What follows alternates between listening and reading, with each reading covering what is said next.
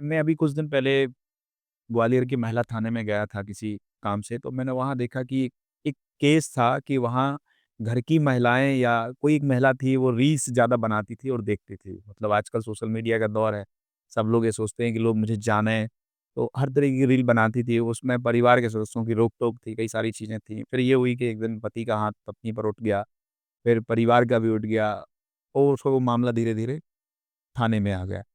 तो आपको लगता है कि ये आज का जो सोशल मीडिया का दौर है, ये भी कहीं न कहीं घरेलू हिंसा का एक बहुत बड़ा कारण आगे चल के बन सकता है? क्योंकि शुरुआत तो हो ही गई है। देखिए, ये भी एक खुद की चॉइस है। पहले क्या होता था, परिवार जो रहती थी जॉइंट फैमिली में रहती थी।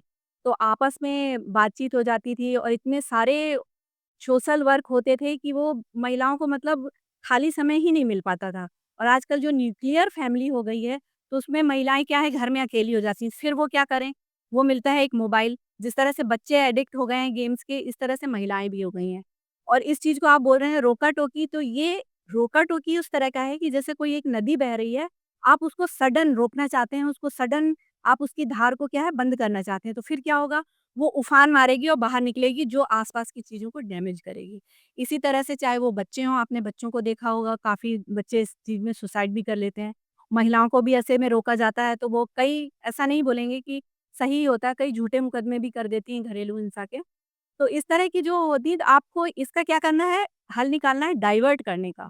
आपको उनको जो है प्रोडक्टिव उसमें डाइवर्ट करना है कि कुछ आप ऐसा सोशल वर्क करिए, आपको ऐसा लग रहा है अकेलापन महसूस हो रहा है, आप सोशल वर्क करिए।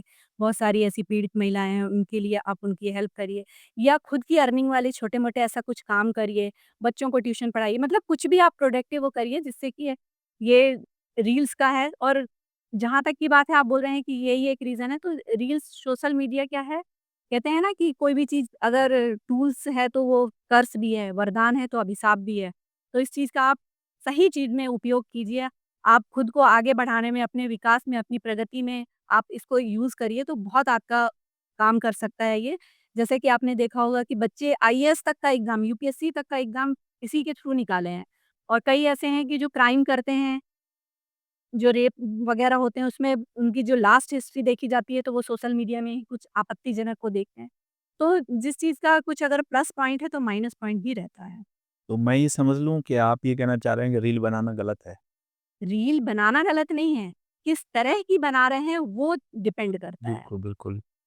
तो अगर जैसे मान के चलो घर में किसी को पसंद ही नहीं है कि रील बना क्यों रहे हैं या मोबाइल में पूरे दिन रील क्यों निकल रहा है, क्योंकि आप देखते हैं कि अगर रील देखने के लिए बैठ जाओ तो 1 घंटा यूँ निकल जाता है, पता नहीं चलता। ऐसे में भी नहीं बना रहा रील व्यक्ति, फिर भी कहीं न कहीं ये शिकार हो रहा है, तो ऐसे में तो वो एक तंज कस रहा है अपनी परिवार के किसी सदस्य पर कि आप ये मत करिए, वो फिर वो कहीं न कहीं घरेलू हिंसा का रूप ले लेता है। तो ऐसे में क्या करना चाहिए? रील्स देखना चाहिए, नहीं देखना चाहिए, बनाना चाहिए, नहीं बनाना चाहिए, क्या सही है ये? अति सर्वत्र वर्जित। तो इसमें यही है कि आप रील्स देख रहे हैं तो आप ये नहीं कि घर में वहाँ बच्चा रो रहा है या आपके बूढ़े माँ-बाप खाने के लिए बैठे हैं और आप रील्स देख रही हैं। तो ये फिर गलत हो जाता है। आप अपनी सारी ज़िम्मेदारियों का निर्वाह कीजिए, उसके बाद जो आपका खाली टाइम बचता है, चूँकि आप बाहर नहीं जा रही हैं, बाहर नहीं जाने दिया जा रहा है।